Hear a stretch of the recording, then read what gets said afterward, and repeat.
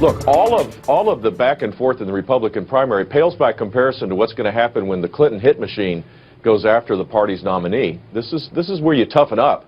And I feel confident where we are. And my message is one of an experienced leader that has detailed plans to change the direction of this country and to defeat Hillary Clinton. Jeb Bush on Fox News saying he's feeling pretty confident about the state of his campaign. There is good news for that campaign. It comes in the form of the latest poll from Emerson College. It shows Jeb Bush surging to second. Donald Trump still with a strong lead at 35% in the Granite State, but then comes Jeb at 18%, John Kasich at 14%, Marco Rubio at 9%, and Ted Cruz at 8%. Those are the numbers. Let's translate this to words, and we bring in two guys who know how to talk and know politics. From New York City, the senior political contributor for Forbes.com, Rick Ungar, and from Newsmax Washington, Republican strategist and political analyst Ford O'Connell. Ford, do you buy the numbers from Emerson College? And if you do, what's behind the surge for Jeb?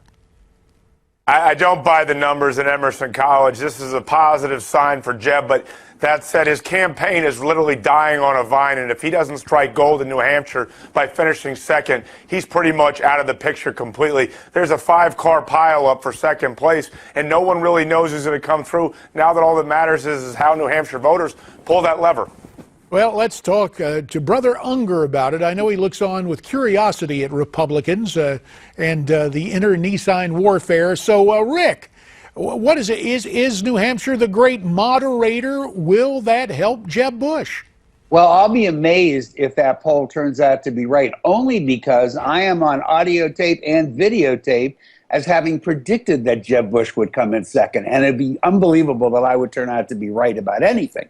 So, you know what? I have been saying this for a number of weeks, that I do see the scenario where this could happen, mainly because he has spent so much money in media up in New Hampshire. He is a relative in the district. I have thought for a number of weeks that he could come in second. Now I see it between him and John Kasich. All right, we will see what happens. Kasich picks up the endorsement of the Boston Globe. They're south of the New Hampshire line. Ford, meantime, another leftist paper, the New York Times, reported yesterday GOP leaders are trying to get the establishment together and decide on one candidate. Is that a smart move? Heck, is that a reliable report?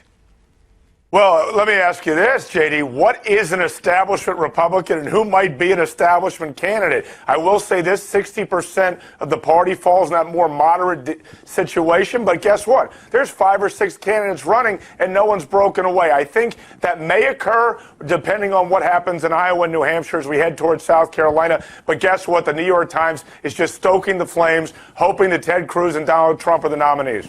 All right, let's go to the other side of the aisle as President Obama met privately today with Vermont Senator Bernie Sanders at the White House. After the meeting, Bernie came out and had this to say. What the president has tried to do, what Vice President Biden has tried to do, is to be as even-handed as they can be. And I know there was some discussion the other day about a political interview where he was tipping the scale towards Secretary Clinton. I don't believe that at all.